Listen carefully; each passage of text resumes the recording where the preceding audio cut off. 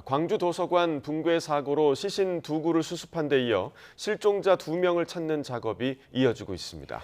소방당국은 실종자 2명이 지하에 있을 걸로 추정하는데요.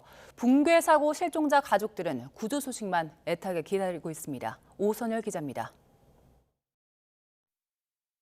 소방대원들이 커다란 철근과 구조물이 뒤엉킨 붕괴 사고 현장을 살핍니다. 추가 붕괴를 막기 위해 대형 크레인도 동원됐습니다. 붕괴 사고는 옥상 2층에서 시작했는데요. 건물과 건물이 있는 길이 48m, 폭 20m 구간의 철제 구조물이 지하 2층까지 연쇄적으로 무너졌습니다. 타설 작업을 위해 투입한 레미콘 30여 대 분량 콘크리트도 같이 떨어졌습니다. 결국 불안정한 사고 현장 보강을 위해 한때 구조 작업은 중단됐습니다. 낮 동안 수색이 지연되면서 실종자 가족들의 절박함은 커져만 갑니다. CCTV를 봤을 때 위치가 거의 윤곽이 나왔는데 근데 여기 관리자들은 그 추적이 안 됐다는 게 좀 아연하네요. 좀 그러네요. 매몰 실종자들은 지하 2층에 있을 것으로 추정되는 가운데 구조견을 통한 생존 반응은 확인되지 않았습니다. 소방당국은 콘크리트 양생을 늦추기 위해 사고 현장에 물을 뿌려가며 악전고투를 이어가고 있습니다. 지하 2층까지 다 매몰 붕괴된 상태거든요. 그쪽에 다 있다고 보시면 될 것 같습니다. 콘크리트가 약간 얼어있는 상태입니다. 그래서 안전은 굳지는 않고. 수색 중단과 기상 악화로 골든타임이 흘러가는 사이 실종자 가족들은 현장을 떠나지 못한 채 구조 소식만을 간절히 바라고 있습니다.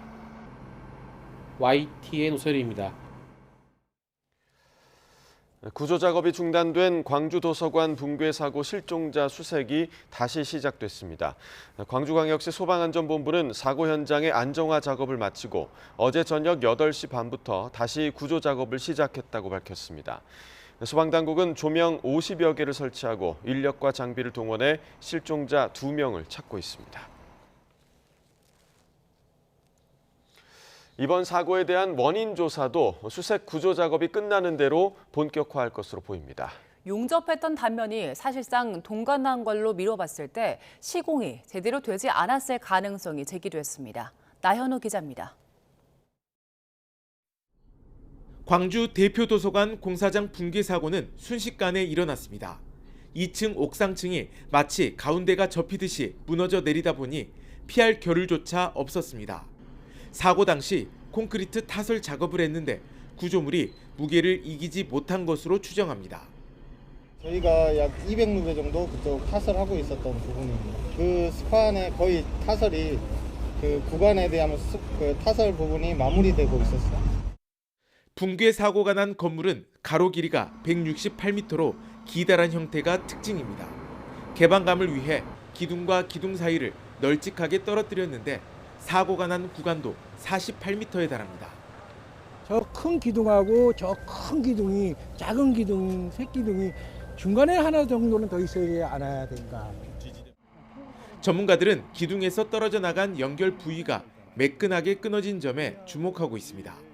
용접이 제대로 이루어지지 않았고 이에 따라 부어진 콘크리트 무게를 견디기 어려웠을 거라는 분석이 나오고 있습니다. 실제 시공하는 과정에서 뭐 빨리 한다든지 뭐 용접을 약간 좀 전부 다 완벽 100% 하진 않는다든지 하게 되게 되면 이 폐괴 하중에 대해서 견뎌줄 수 없는 이런 현상이 생기게 되는 거죠. 경찰은 구조 작업을 마무리하는 대로 국립과학수사연구원과 합동 감식을 통해 시공 과정에 문제가 없었는지 들여다볼 계획입니다. YTN 나연호입니다. 주말인 오늘 중부지방을 중심으로 대설특보 수준의 많은 눈이 내릴 것으로 보입니다. 최대 15cm의 눈이 예보된 가운데 일부 지역에는 오후에 강한 눈이 집중될 수 있어 주의가 필요합니다. 김민경 기자의 보도입니다. 첫눈이 내린 지 9일 만에 중부지방에 또 한 차례 많은 눈이 예보됐습니다. 북서쪽에서 내려오는 찬 공기와 남동쪽에서 올라오는 따뜻한 공기가 충돌하면서 강수구름대가 만들어지고 기온이 낮은 중부지방을 중심으로 눈이 내릴 전망입니다. 눈은 강원도에 최대 15cm 이상, 경기 북부와 남동부, 충북에 3에서 10cm, 서울에도 2에서 7cm가 내려 쌓일 걸로 보입니다. 기상청은 오늘 오전에는 기온이 다소 높아 비로 내리는 곳이 많겠지만 오후 들어 기온이 떨어지면서 점차 눈으로 바뀔 걸로 내다봤습니다. 특히 늦은 오후부터 밤 사이에는 경기 북부와 남동부, 강원과 충북을 중심으로 시간당 1에서 3cm의 강한 눈이 집중될 가능성이 있습니다. 대설특보도 넓은 지역에 분포할 것으로 예상이 되고 있습니다. 미세한 기온 차이에 따라서 적설의 변동성이 매우 크게 나타날 수 있기 때문에 다만 지난 첫눈 때처럼 짧은 시간에 강하게 쏟아지기보다는 눈이 비교적 길게 이어질 가능성이 큽니다. 지난 4일 날은 짧고 매우 강한 눈이 30분에서 1시간 사이에 강하게 내리고 지나갔다면 이번에는 상대적으로 강수 지속 시간은 좀 길어질 수가 있겠습니다. 이번 눈 역시 수분을 많이 머금은 무거운 습설이 될 가능성이 큰 만큼 비닐하우스나 약한 구조물은 붕괴 피해 없도록 미리 점검해야 합니다. 눈비는 오늘 밤에 대부분 그치겠지만 일요일 아침에는 찬 공기가 남하하며 예년보다 추워지겠고 서해안은 해상에서 만들어진 눈구름 영향으로 눈이 더 이어질 전망입니다. YTN 김민경입니다. 서울시는 오늘 오후 강설 예보에 제설 비상근무 2단계를 발령했습니다. 서울시는 오늘 오후 7시까지 2에서 7cm의 눈이 내릴 것으로 예보됨에 따라 강설 대응 2단계를 발령하고 32개 제설기관 및 유관기관과 함께 제설 비상근무에 돌입한다고 밝혔습니다. 또 도심지 교통량을 고려해 제설 차량의 회차 시간을 최소화하고 작업 효율을 높이기 위해 기존 체계에 더해 이동식 전진기지 14개소를 추가 설치 운영해 강설에 대비할 예정입니다. 경기도는 오늘 경기 북동부 지역에 최대 10cm의 눈이 내리는 등 경기 지역의 강설이 예보됨에 따라 오전 8시에 비상 1단계를 발령한다고 밝혔습니다. 경기도는 올겨울 첫 강설이 내린 지난 4일 대응이 미흡했던 점을 분석해 마련한 개선안을 오늘 처음 적용합니다. 개선안에는 권역별 제설제 사전 살포 시간 구체적으로 명시, 시군 연계 구간 제설 상황 점검, 지정체 발생 때 우회 안내 등의 내용이 담겼습니다. 통일교 의혹을 수사하는 경찰청 특별전담수사팀은 전재수 전 해양수산부 장관과 임종성 전 민주당 의원, 김규환 전 미래통합당 의원을 피의자로 입건했습니다. 이들 3명은 앞서 지난 8월 윤영호 전 통일교 세계본부장이 김건희 특검팀 조사 과정에서 수천만 원의 금품 등을 전달했다고 주장한 걸로 알려진 인물들입니다. 특검은 이들에게 정치자금법 위반과 뇌물죄 위반 혐의 등을 적용해 경찰에 사건을 넘겼고 경찰은 그동안 이들을 상대로 입건 전 조사를 이어왔습니다. 전재수 전 장관 등 피의자 3명에 대한 출국 금지 조치를 완료한 경찰 전담수사팀은 금품 수수 의혹 피의자에 대한 소환 조사 조율과 함께 압수수색 등의 강제 수사를 이어갈 걸로 보입니다. 통일교 의혹을 조사하고 있는 경찰 전담수사팀이 민중기 특검에 대한 수사에 착수했습니다. 특검이 여야 정치인들에게 금품을 주었다는 통일교 2인자의 진술을 확보하고도 조사하지 않았다는 의혹 관련인데 수사 중인 특검이 수사를 받는 초유의 일이 벌어지게 됐습니다. 배민혁 기자입니다. 경찰 전담수사팀이 민중기 특검의 직무유기 혐의 사건에 대해 본격적인 수사에 착수했습니다. 국민의힘이 고발한 사건이 통일교 의혹을 수사하는 국가수사본부 특별전담수사팀으로 이송된 겁니다. 특검팀은 지난 8월 윤영호 전 통일교 세계본부장으로부터 여야 정치인들에게 금품을 건넸다는 진술을 확보하고도 수사하지 않은 혐의를 받습니다. 당시 특검팀은 전재수 전 해양수산부 장관에게 명품 시계와 수천만 원 현금을 주었다는 등의 진술을 들었던 것으로 전해졌습니다. 특검은 이에 대해 진술은 있었지만 통일교 의혹은 특검법상 수사 대상이 아니었다는 입장입니다. 편파 수사 논란에도 유감을 표했는데 법조계를 중심으로 선별적 수사라는 비판은 여전합니다. 우호적인 기사를 대가로 돈을 건넨 조영탁 IMS 모빌리티 대표 사건이나 양평고속도로 의혹 관련 국토부 서기관의 뇌물수수 사건도 윤 전 대통령 부부와 직접 관련은 없었기 때문입니다. 특히 공소시효가 얼마 남지도 않을 수 있는 사건을 관련 진술 넉 달 만에 경찰에 넘긴 건 역시 문제라는 지적이 나옵니다. 특검은 자기가 굳이 수사할 필요는 없고 인지를 했으면 넘기기만 하면 되는 건데 그거를 그냥 단지 묻어주려고 했다면 그거는 이제 직무유기가 될 수도 있고. 특검이 수사 종료 시점에 한꺼번에 사건을 넘기는 게 원칙이라며 재차 반박하고 나선 가운데 경찰 수사 과정에서 의혹의 실체가 드러날 수 있을지 주목됩니다. YTN 배민혁입니다. 김건희 특별검사팀의 수사 기록 곳곳에 당시 여권이었던 민주당 인사들을 향한 통일교의 접촉 정황이 담긴 걸로 확인됐습니다. 여야를 막론한 전방위 로비 의혹을 뒷받침하는 내용입니다. 이준엽 기자의 보도입니다. 진보는 노영민 전 청와대 비서실장과 김현철 전 통일부 장관, 이재명 대통령의 멘토인 이종석 전 통일부 장관까지 연을 만들었다. 보수는 권성동, 윤한홍 의원 등등 이른바 윤핵관들과 연을 만들었다. 김건희 특검 수사 기록에 등장하는 통일교 고위 관계자들끼리의 메시지 내용입니다. 정치권 접촉을 도맡았던 윤영호 전 통일교 세계본부장과 이현영 전 부회장 사이에는 더 노골적인 이야기가 오갑니다. 잡상인 취급을 하던 노 전 실장과 2, 3년을 닦아놓은 게 있다고 말하는가 하면 청와대나 인수위 그 이상까지 라인을 만들어보겠다는 꿈도 거론됩니다. 그 과정에서 접촉 채널로 여권에선 정진상 전 당대표실 정무조정실장이나 강선우 의원, 김현종 전 외교안보특보와 유영민 전 대통령 비서실장이 추가로 거론되고 야권에서도 권영세, 나경원, 이철규 의원과 이두아, 이채익 전 의원 등 여러 이름이 오르내립니다. 윤 전 본부장은 20대 대선을 9일 앞에 두고서는 이재명 당시 후보 쪽에서도 직접 한학자 총재를 뵙기 위해 전화가 왔다고 말하기도 했는데 이미 한 총재의 의도가 명확하다면서 한 총재가 윤석열 당시 후보를 선택해 연결해 줄 수 없다는 취지로 언급했습니다. 그러나 노영민 전 실장은 통일교 측이 방역 완화를 요청해 면담한 것 말고는 윤 전 본부장과 접촉한 적이 없다며 선을 그었고 김현철 전 장관도 통일교와의 인연은 공개된 행사에 참석한 게 전부이고 청탁이나 제안을 받은 바는 전혀 없었다고 반박하는 등 거론된 당사자들은 모두 친분 자체를 부인하고 있습니다. 결국 수사 경과에 따라 실제 청탁이나 금품이 오갔는지 옥석이 가려질 것으로 보이지만 20대 대선 직전까지 통일교가 정파를 초월해 손을 뻗은 정황은 뚜렷해 보입니다. YTN 이준엽입니다. 통일교의 정치권 로비 의혹을 제기한 윤영호 전 세계본부장이 자신은 그런 진술을 한 적이 없다는 입장을 밝혔습니다. 윤 전 본부장은 어제 권성동 의원의 정치자금법 위반 혐의 재판에 증인으로 출석해 이같이 말했습니다. 윤 전 본부장은 특검 조사 당시 기억나지 않는 것도 기억하는 것처럼 진술할 수밖에 없는 분위기였냐는 권 의원 측 질문에 그런 부분도 있다고 답했습니다. 이어 지금 세간에 회자되는 부분도 자신의 의도하고는 전혀 다르고 그런 진술을 한 적이 없어 조심스럽다는 취지로 답변을 이어갔습니다.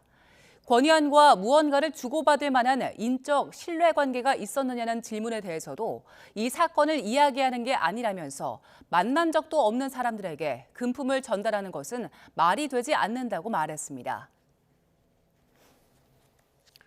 국회에서는 필리버스터 전국이 계속되고 있습니다. 국민의힘이 악법 저지를 외치며 무제한 토론에 나섰기 때문인데 민주당은 필리버스터를 해놓고 찬성표를 누르는 코미디가 벌어졌다고 직격했습니다. 김다연 기자가 보도합니다.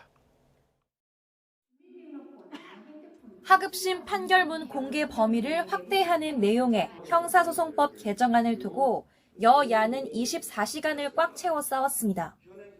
내란전담재판부 법왜곡죄 다 연결되는 키워드들입니다. 1심 판결문을 본 온 국민들에게 여론재판을 하게 만들고 50분 가까이에 지금 국민의힘 의원님들이 한 명도 계시지 않는 그런 상황입니다. 국민에 대한 예의가 아닐까 생각을 합니다. 거대 의석을 자랑하는 민주당의 표결로 종결돼 결말이 정해진 느슨한 필리버스터에선 상정된 법안과 관계없는 큰 절이 차라리 눈길을 끌었습니다. 국민의힘 송석준 의원이 비상계엄은 있어서는 안 될 일이었다며 사과한 겁니다. 필리버스터 토론을 하기 전에 먼저 국민들께 큰 절로 사죄의 마음을 표하겠습니다. 형사소송법 개정안은 국민의힘 불참 속에 범여권 160명 만장일치로 처리됐고 형사소송법 일부 개정 법률안 대안은 가결되었음을 선포합니다. 이어 은행법이 상정돼 다시 토론이 시작됐습니다.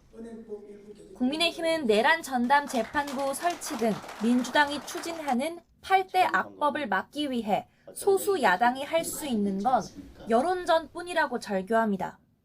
그걸 막을 수만 있다면 무엇라도 하겠지만 동원할 수 있는 수단이 적다는 게 너무너무나 안타깝습니다. 본청 앞 릴레이 천막 농성도 그 때문인데 민주당 의원이 정당 해산 1인 시위로 맞불을 놓기도 했습니다.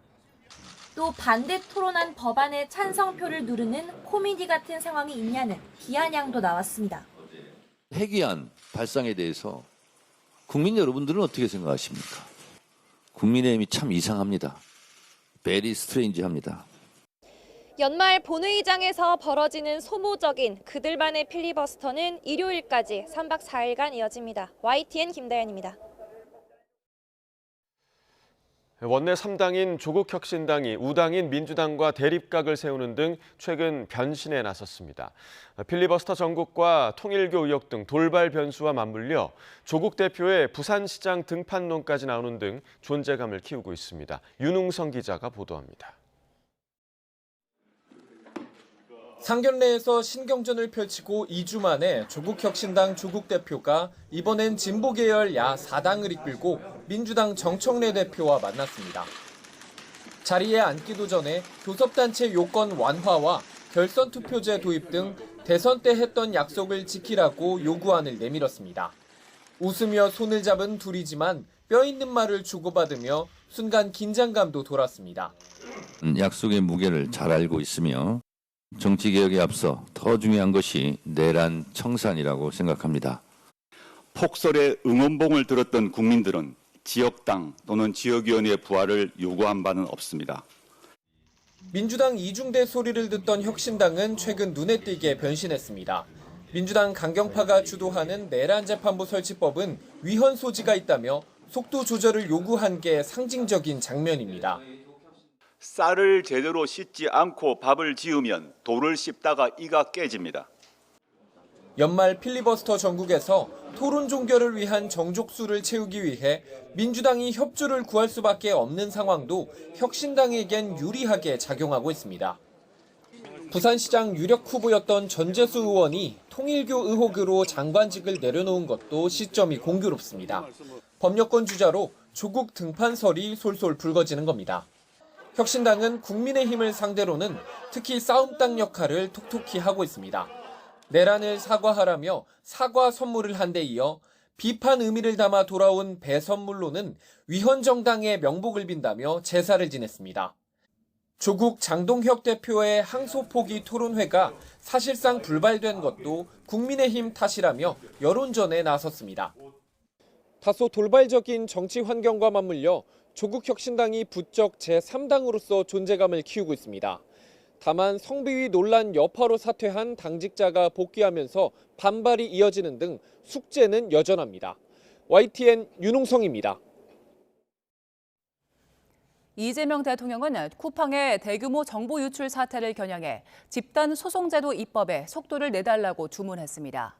이 대통령은 어제 개인정보보호위원회 업무 보고에서 전 국민이 피해자인데 일일이 소송할 경우 소송비가 더 든다며 이같이 말했습니다.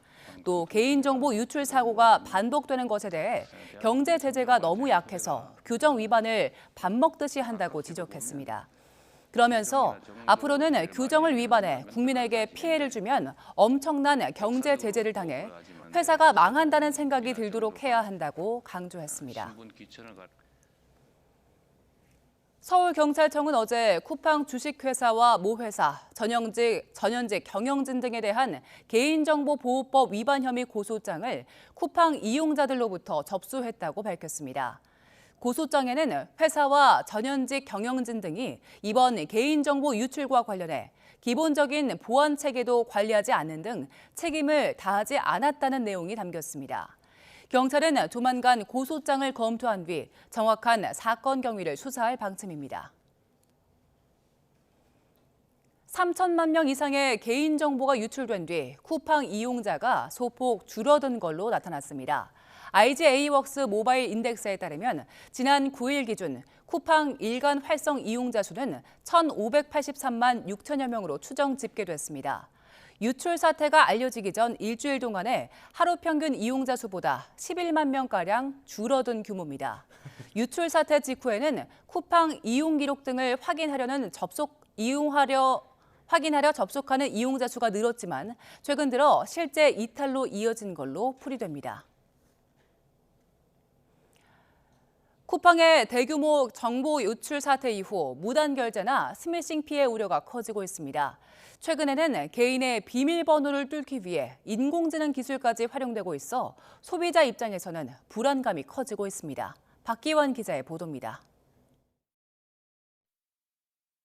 3천만 명의 정보가 유출된 쿠팡 사태 이후 YTN은 2차 피해를 의심하는 제보가 빗발쳤습니다. 저희가 의심할 수밖에 없는 게 수년간 쿠팡을 썼는데 이런 일이 없다가 시기가 절묘하게 떨어지지 않습니까? 이걸 보고 당황해가지고 입금한다거나 이걸 보고 놀라시는 분들이 계실 것 같아요. 이제 시작이구나라는 느낌이 받아서. 하지만 2차 피해에 활용된 개인정보가 이번 쿠팡 유출에서 시작됐다는 확증은 없습니다. 이미 다크웹 등 음지에서 거래되는 개인정보만 수십억 건에 달하는 상황. 당장 유통되고 있는 내 정보가 언제 어디서 유출돼 악용되는 건지 구별하기조차 불가능합니다. 수십억 건 이상 추정된다라고 했는데도 사실 그것도 빙산의 일각일 수 있고 전 세계 모든 이용자의 개인정보 중에 한 건 이상은 유출됐었을 가능성을 얘기해도 뭐 절대 과언이 아닐 정도일 것이다. 피해를 키우는 건 여러 플랫폼에서 같은 아이디와 비밀번호를 쓰는 습관이었습니다.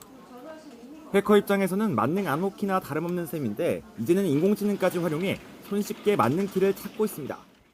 유출된 로그인 정보를 AI에게 학습시킨 뒤 다른 사이트에 무차별적으로 대입해보는 이른바 크리덴셜 스터핑 공격을 퍼붓고 있습니다.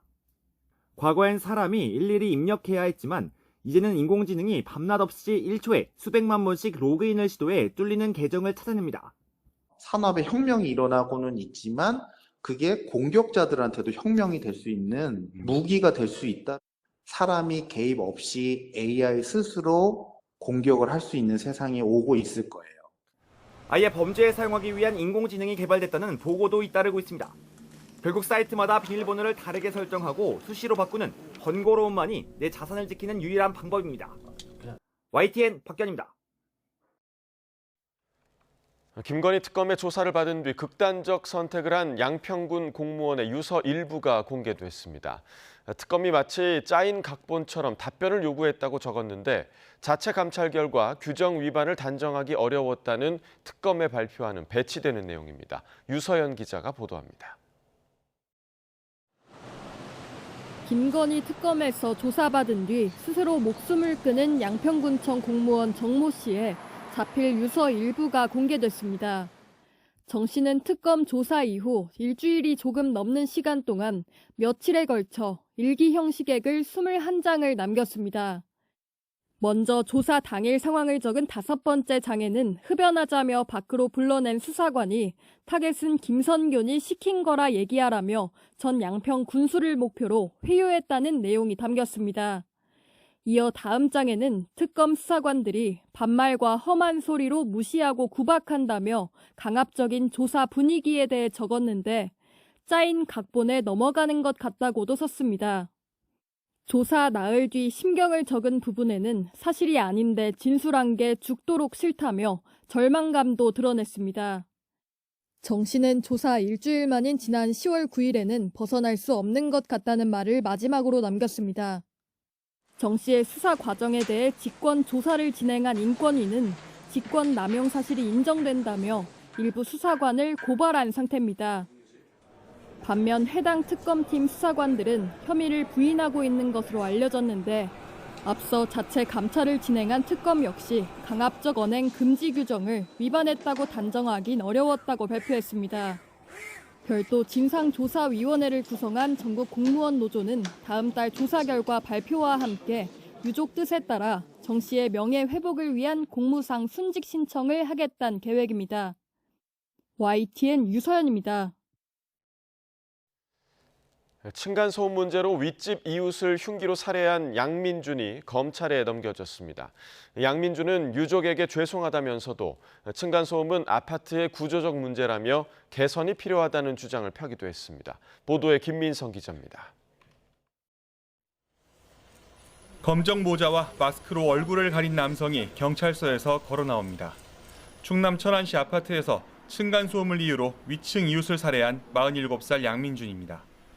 양민준은 대전지검 천안지청으로 송치되면서 혐의를 인정하느냐는 질문에 고개를 숙였습니다. 제가 죄를 지었으니 그 죄는 달게 받겠습니다. 정말 그 유가족분들에게 죄송합니다.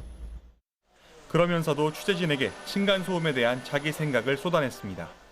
층간소음이라는 거는 아파트 사시는 분들은 누구나 조금씩 공감하시는 부분이실 거예요. 이거는 국가적 차원에서도 좀 개선이 필요한 부분이고 좀 보완이 필요한 부분이라고 저는 좀 생각을 좀 하고 있습니다.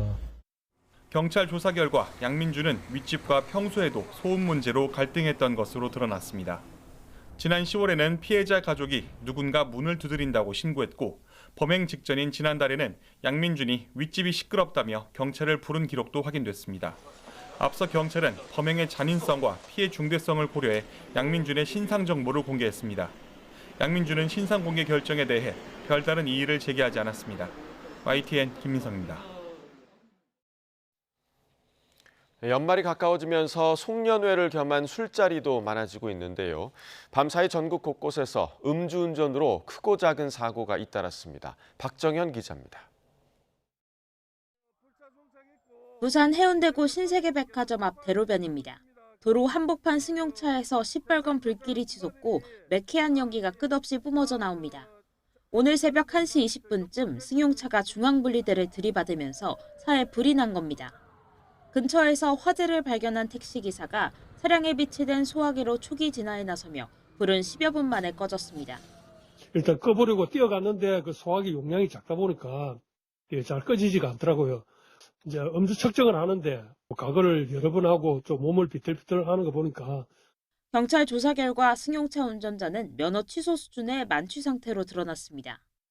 새벽 2시 반 경기 수원에선 40대 여성이 몰던 음주 차량이 교통섬에 서 있던 보행자를 들이받았습니다. 보행자는 경상을 입었지만 사고 충격으로 차량 화재까지 이어지면서 차는 불에 모두 탔습니다. 경찰 조사 결과 여성은 음주가 감지돼 현행범 체포됐습니다. 어젯밤 9시 20분쯤 전남 무안 목포대 앞에서도 음주 추정 화물차가 7중 추돌 사고를 내 3명이 병원 치료를 받았습니다. 화물차 운전자 50대 남성은 이미 2km 떨어진 곳에서 다른 승용차 한 대와 충돌한 뒤 도주했던 거로 드러났습니다. 조사 결과 남성은 운전면허가 취소된 상태였는데 사고 이후 술 냄새가 심하게 나는 등 취한 모습을 보인 거로 전해졌습니다. YTN 박정현입니다. 국토교통부가 5년간 공적주택 110만 가구를 공급하기로 했습니다. 내년 상반기에는 주거복지 추진 방향도 내놓기로 했습니다. 최도희 기자의 보도입니다. 김윤덕 국토교통부 장관은 대통령 업무보고에서 공적주택을 5년간 110만 가구 이상 공급하겠다고 밝혔습니다. 공적주택은 110만 원을 확실히 공급해 주거 사다리를 다시 세우겠습니다. 이는 이재명 정부 국정과제 중 하나로 97주택 공급대책에서 발표한 대로 한국토지주택공사 LH 주도로 추진될 예정입니다. 다만 LH 인력 부족 등의 문제로 인해 목표를 달성할 수 있을지 미지수입니다. 김 장관은 100명 규모로 인력 재배치를 했지만 부족한 점이 있다며 충원 필요성이 있다고 설명했고 이재명 대통령은 기간제 등 유연한 방식으로 인력을 확보하라고 지시했습니다. 수도권 공공택지의 경우 내년에 2만 9천 가구를 분양하고 5만 가구 이상 착공에 들어갈 예정입니다. 인천 계양을 시작으로 3기 신도시 입주도 본격화합니다. 이에 더해 국토부는 도심주택 공급 확대 방안도 내놨습니다. 유휴 부지 등을 활용해 추가로 3만 5천 가구 이상을 착공하고 용적률도 법정 상한인 140%까지 높이겠다는 각오입니다. 도심 유휴 공간을 활용하고 민간 정비 사업도 활성화해서 도심 공급을 확대하겠습니다. 내년 상반기에는 이재명 정부 주거복지 추진 방향에 대해 발표하기로 했습니다. 지방 살리기 차원에서 오는 2027년에는 공공기관 2차 이전도 추진하고 한국철도공사, SR통합도 추진할 예정입니다. YTN 최두입니다. 연말 재계 인사가 끝나가고 있습니다. 특히 올해는 주요 기업마다 세대 교체 칼바람이 거세게 불었는데요. 급변하는 경영 환경에 민첩하게 대응하기 위해 3040 세대인 1980년대생의 전면 배치가 두드러졌습니다. 최하영 기자의 보도입니다. 형, 내가 이 회사에서 25년 동안 어떻게 일했는지 형이 제일 잘 알잖아. 나 아직 쓸모있는 놈이라고. 대기업에 다니는 1972년생 김낙수 부장. 임원 승진을 위해 고군분투했지만 끝내 경쟁에 밀려 희망퇴직으로 내몰립니다. 중년 세대가 이 드라마에 열광한 건 김 부장 이야기가 남일 같지 않기 때문입니다. 올해 재계 연말 인사는 세대 교체로 요약됩니다. SK그룹은 신규 임원 85명 가운데 20%를 1980년대생으로 채웠습니다. 최태원 회장은 1980년생 류병훈 부사장을 비서실장으로 발탁하며 그 흐름을 뚜렷하게 보여줬습니다. 삼성전자도 대대적으로 젊은 피 수혈에 나섰습니다. 1986년생인 30대 상무 2명을 중용한 데 이어 40대 부사장도 11명이나 발탁했습니다.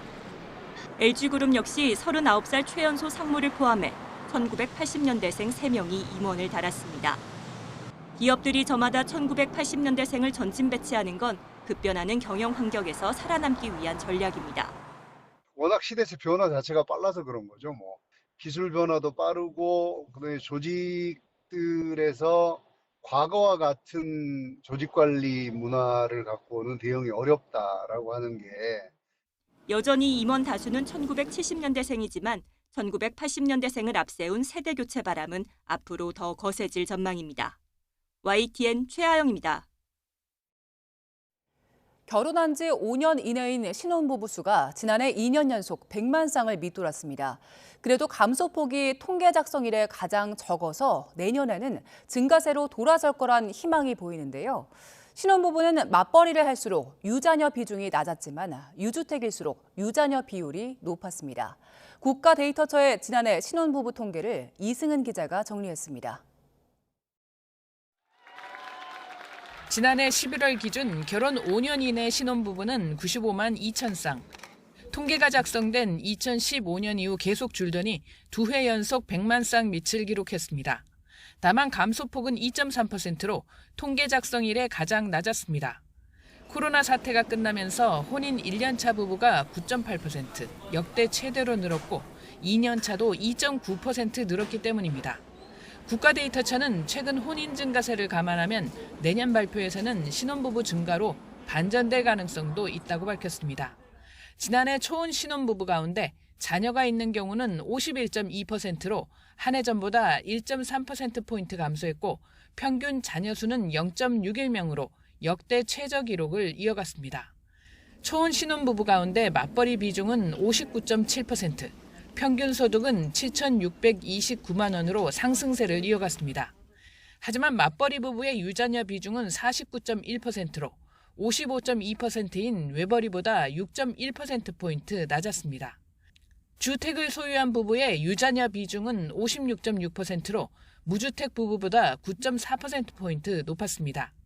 주택을 소유한 초혼 신혼부부 비중은 42.7%로 여전히 10쌍 중 6쌍은 집이 없었습니다. 다행히 코로나 사태 영향을 극복하고 2015년 수준으로 복원되는 흐름이 이어지고 있습니다. 특히 지난해 유주택 신혼부부 증가율이 1.9%포인트로 집계 이래 가장 높았습니다. 24년도에 신혼부부 대상 신생아 특례 구입자금 대출 정책이 생겼고 요거는 신생아 그러니까 23년 1월 1일 이후 출생 자녀가 있는 신혼부부에 대해서 대출 정책을 해주는 겁니다. 그 영향으로 실제적으로 주택 소유 비중이 올랐다. 그 여파로 대출을 받은 초혼 신혼부부 가운데 3억 원 이상 대출이 있는 경우가 24%로 역대 최대 비중을 기록했습니다. YTN 이승은입니다. 미국 하원 민주당 의원들이 미성년자 성범죄자 고 제프리 앱스타인 파일 공개를 앞두고 새 사진을 공개했습니다.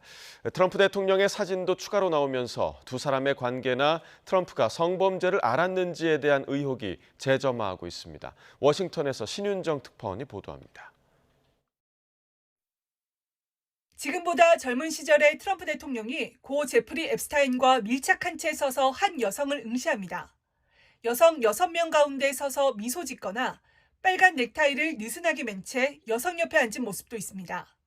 미 하원 감독위원회 민주당 의원들은 앱스타인의 재산에서 확보한 사진 20장을 추가로 공개했습니다. People should be able to make judgments on their own as to what they see in these photos. 빌 클린턴 전 미국 대통령과 찰스 3세 영국 국왕의 동생 앤드루 전 왕자, 빌 게이츠 마이크로소프트 공동 창업자 등의 사진도 포함됐습니다. 민주당은 누가 언제 어디서 찍은 사진인지는 확실치 않고 미성년 여성이나 성적 비위를 나타내는 사진은 없다고 밝혔습니다. 그러면서도 앞으로 며칠 안에 사진을 더 공개하겠다며 미국 법무부를 향해 앱스타인 자료를 투명하고 완전하게 공개하라고 압박했습니다. Department of Justice under the Trump administration needs to comply with the law. All we want is full transparency. 미 하원 감독위원회 공화당 대변인은 민주당이 사진을 선택적으로 공개해 허위 서사를 만들고 있다고 반발했지만 앱스타인 파일 공개를 촉구해온 의원들은 법무부가 시한을 준수해야 한다고 강조했습니다. I mean, it's a crime if they don't. This is a new law with, criminal implications.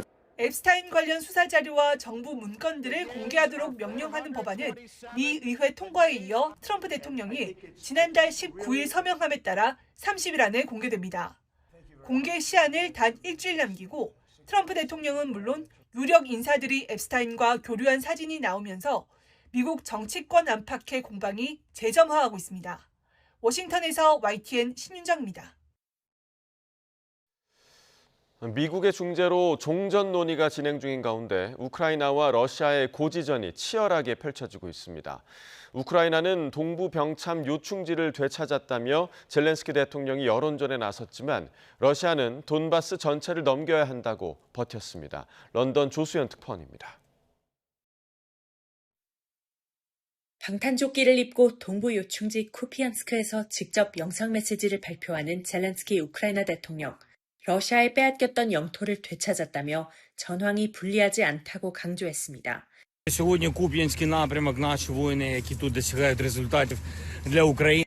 또 보급로가 끊겨 고립된 러시아군 수백 명을 포위했다며 우크라이나군을 치하했습니다. 격전지인 도네츠크주 시베르스크를 장악했다는 러시아의 주장도 사실이 아니라고 반박했습니다. 이에 맞서 러시아는 모든 전선에서 진격하고 있다며 종전협상의 핵심 쟁점인 돈바스 전체가 러시아 것이라고 못 박았습니다. 돈바스 영토 문제를 국민투표에 붙이겠다는 젤렌스키의 제안을 사실상 일축한 겁니다. 우샤코프 크렘린궁 외교정책 보좌관은 휴전은 우크라이나군이 돈바스에서 철수할 때만 가능하고 러시아 보안군만이 돈바스에 배치될 수 있다고 주장했습니다. 또 우크라이나가 추가로 수정한 종전안은 아마 러시아 마음에 들지 않을 거라고 말해 협상의 난항을 예고했습니다. 이번 주말 미국과 유럽, 우크라이나가 파리에서 3자 협상을 개최할 가능성이 있지만 영토 문제에 대한 해법을 찾기 어려울 전망입니다. 최신 종전안에는 우크라이나가 2027년 1월 1일까지 EU에 가입하는 방안도 명시돼 협상의 새로운 쟁점으로 부상할 가능성도 있어 보입니다. 런던에서 YTN 조수연입니다. 가자 지구와 이스라엘에 폭풍 바이런이 상륙하며 홍수가 발생해 10여 명이 사망했습니다.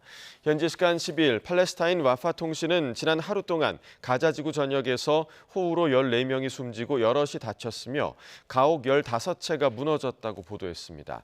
가자 지구 북부 베이트라히아에서는 민가가 무너져 6명이 사망했고 가자시티에서는 어린이 3명이 급격한 기온 하락으로 숨진 것으로 전해졌습니다.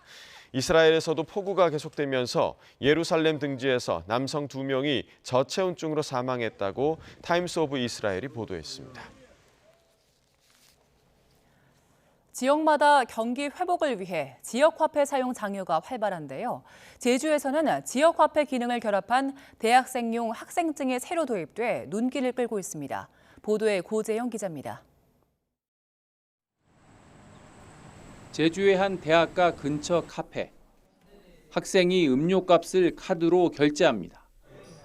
겉보기엔 일반 카드처럼 보이지만 체크카드와 지역화폐, 학생증 기능이 모두 담긴 탐나는 전 학생증입니다.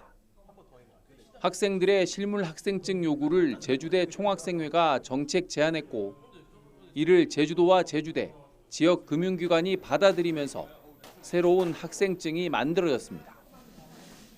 카드 하나로 학교 시설을 이용하고 지역화폐 사용을 통한 할인 혜택도 누릴 수 있어서 학생들의 만족도가 높습니다. 이렇게 체크카드와 탐나는 전 또 학생증이 연동이 되다 보니까 자연스럽게 일상생활 속에서도 이용을 하게 되는 것 같습니다. 지난 1일 출시된 뒤 제주대학교 재학생 8천여 명 가운데 1,000여 명이 발급받았습니다.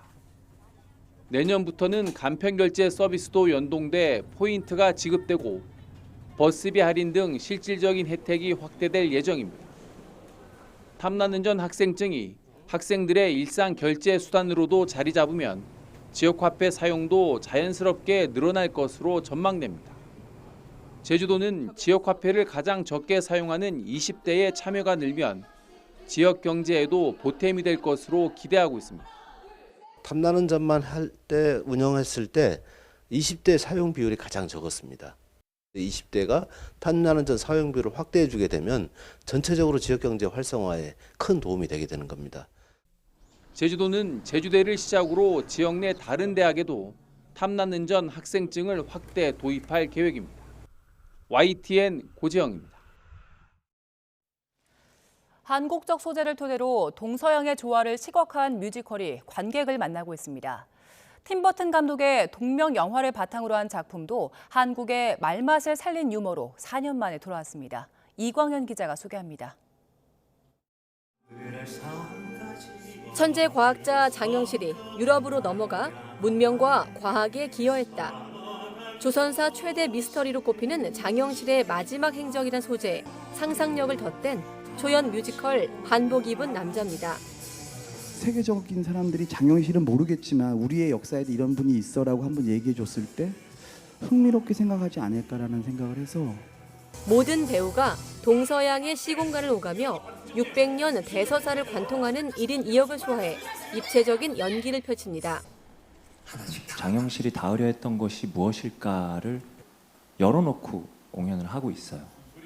매번 어떤 장면에서 어떨 때는 정말 소중한 사람들과의 인연이 될 수도 있고 이제 해외에 어떤 인물들을 많이 했기 때문에 또 이 세종이라는 역할을 할 수 있는 기회는 뮤지컬에서는 또 흔치 않기 때문에 그런 기회에서 이제 이 작품이 너무나 궁금하다. 한국적 미학과 유럽의 화려함이 공존하는 이번 무대는 외국인과 청각 장애인을 위해 AI를 활용한 자막 안경을 최초로 도입했습니다. 100억 년 넘게 산 것도 죽은 것도 아닌 존재로 지내온 악동 유령과 10대 소녀의 이야기를 담은 판타지극 비틀주스가 돌아왔습니다. 팀 버튼 감독의 동명 영화가 원작인데 코미디언 출신 작가가 각색을 맡아 한국과 브로드웨이 사이 유머의 간극을 맞췄습니다. 우리나라에 있는 욕이 미국에 있는 욕보다 더 많은 걸로 좀 알고 있습니다. 더 다양하게 표현할 수도 있고. 그래서 그거를 어떻게 여기에 와서 녹일 수 있나 그 작업을 저는 일단 재료를 많이 가져와서 정성화를 비롯해 알라딘 무대에 함께 섰던 배우들이 나란히 주인공을 맡았는데 김준수는 뮤지컬 데뷔 이후 첫 희극입니다. 빌리지 이제 변신도 되겠다라는 생각을 했지만 연습하면서 뼈저리게 더더욱 느끼면서 지금은 저도 이제 처음에는 정말 사실 한숨이 되게 많았는데 죽음이란 무거운 소재를 경쾌하게 비튼 이번 작품은 내년 3월까지 관객과 만납니다. YTN 이광현입니다. 축구대표팀 홍명보 감독이 월드컵 조 추첨과 베이스캠프 후보지 답사를 마치고 귀국했습니다. 후보지는 모두 8곳이라고 밝혔는데요. 무난한 상대를 만나 이른바 꿀조로 평가되는 조 추첨 결과에 대해선 뭐라고 말했을까요? 이정미 기자입니다. 월드컵 조추첨 이후 바로 멕시코 현지 답사를 다녀온 홍명보 감독. 먼저 조별리그 상대가 무난하다는 이른바 꿀조에 대해 신중한 입장을 보였습니다. 월드컵에서 저는 그 쉬운 조는 없다라고 생각이 들어요. 뭐 쉽게 보이는 조는 있겠지만은 특히 멕시코는 홈팀인 만큼 익숙한 환경과 축구 열기가 더해지면 우리 대표팀이 어려움을 겪을 수 있다고 내다봤습니다. 남아프리카 공화국 역시 정보가 없다는 건 위험하다며 철저한 준비를 강조했습니다. 네이션스컵 거기하고 그다음에 또 내년 3월에 있는 플레이오프 저희 분석관하고 뭐 코치진들을 보내가지고 본격적으로 분석에 들어갈 예정입니다. 답사를 마친 베이스캠프 후보지는 이미 알려진 푸에블라를 포함해 지난달 사전 답사한 곳까지 모두 8곳. 기후적 요소와 고지대, 이동 거리, 숙소 컨디션 등이 고려사항이지만 선수들의 회복을 고려해 고지대 진입 시점도 고민하고 있습니다. 과학적으로 좀 접근해야 될 필요가 있을 것 같아요. 고지대에 일찍 들어가고 늦게 들어가는 것은 장단점이 있어요. 이기 때문에 그 선수들이 그 안에서 피로감을 느낀다거나 그거는 절대 좋은 게 아니기 때문에 우리 대표팀이 후보지 3곳 정도를 추려 제출하면 피파가 내년 2월쯤 최종 베이스 캠프를 배정하게 됩니다.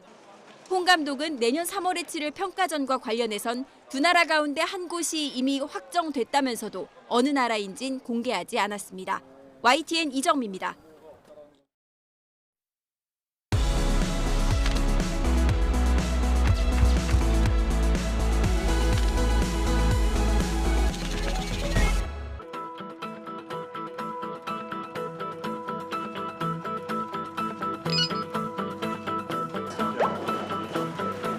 First and foremost is our solar array balancer system. Now we're able to tap into every single individual cell to get the maximum energy out of each.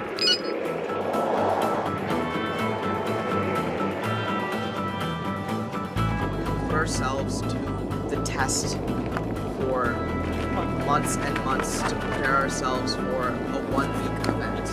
That week is fraught with challenges, a lack of sleep, and a lot of grit and determination.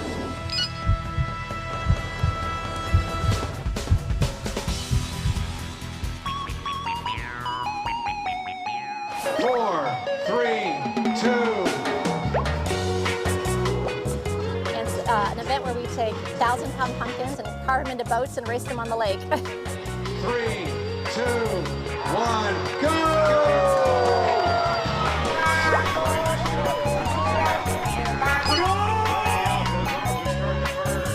You got the costumes, cheering people, spectacle, pumpkins sinking. It has everything. It's great.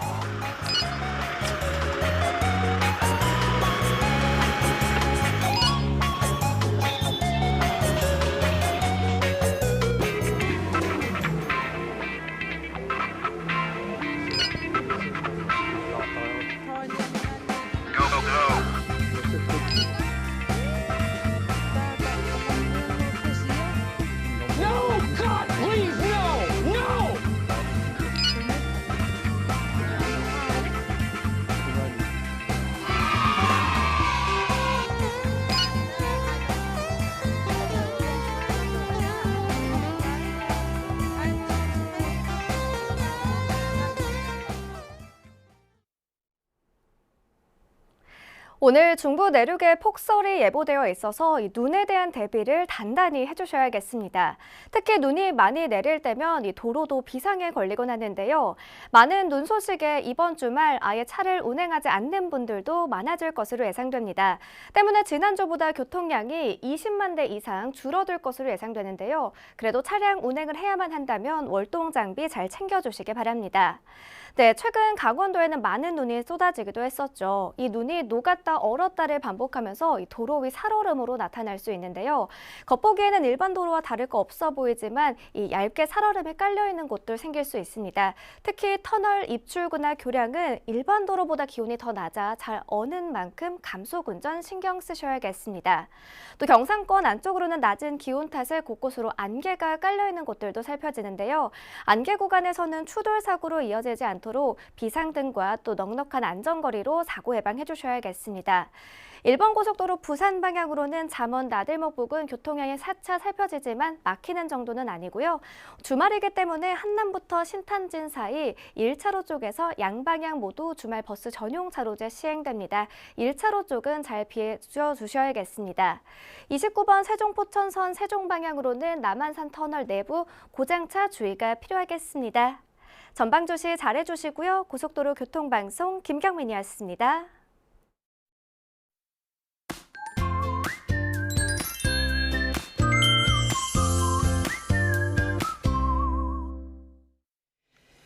주말인 오늘 눈 소식이 있습니다. 주로 중부를 중심으로 많은 눈이 내리겠는데요. 서울에도 최고 7cm, 경기 내륙에는 3에서 10cm, 강원 내륙을 중심으로 15cm 이상의 큰 눈이 예상됩니다.